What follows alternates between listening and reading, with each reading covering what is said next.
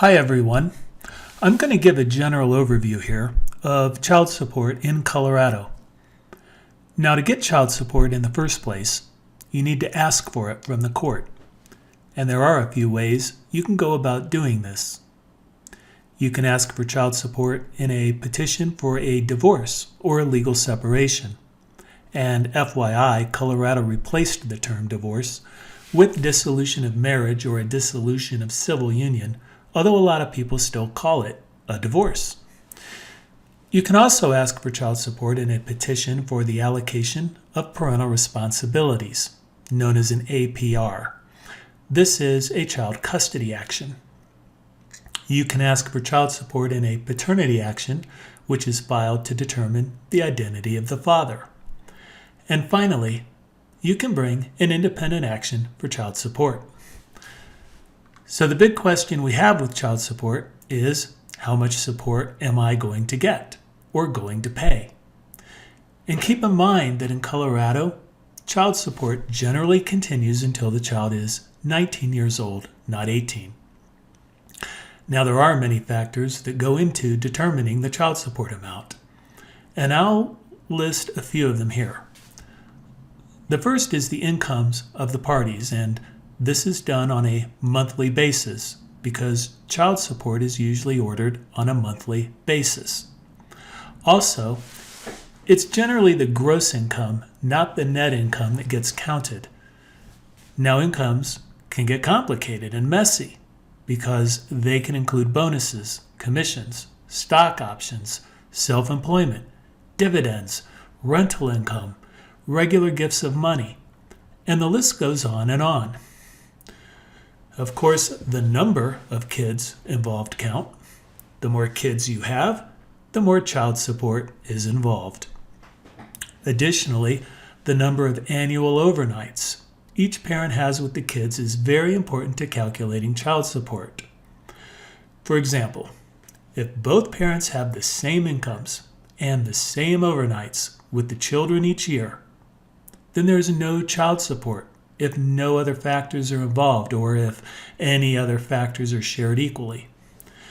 So taking that example where the incomes are the same, if one parent gets more overnights than 50-50, then that parent gets child support. And the more overnights that parent has, the more child support that parent will get. However, there is a 92 overnight threshold in Colorado. And this means that unless one parent has at least 93 overnights, the child support will be the same, whether that parent has 0 or 92 overnights or anything in between. Only at 93 overnights does the child support amount start to change. And as you can imagine, this becomes a sticking point in parenting time negotiations from time to time. The parent with the least amount of time tries very hard to get at least 93 overnights. Well, now, hold on here, though. Colorado seems way too hung up on overnights. So if I have the kids all day long every day, taking care of them from rise and shine to bedtime, and the other parent only has the kids while they sleep, I have to pay the full amount of child support because I have 0 overnights, even though I'm doing all the work?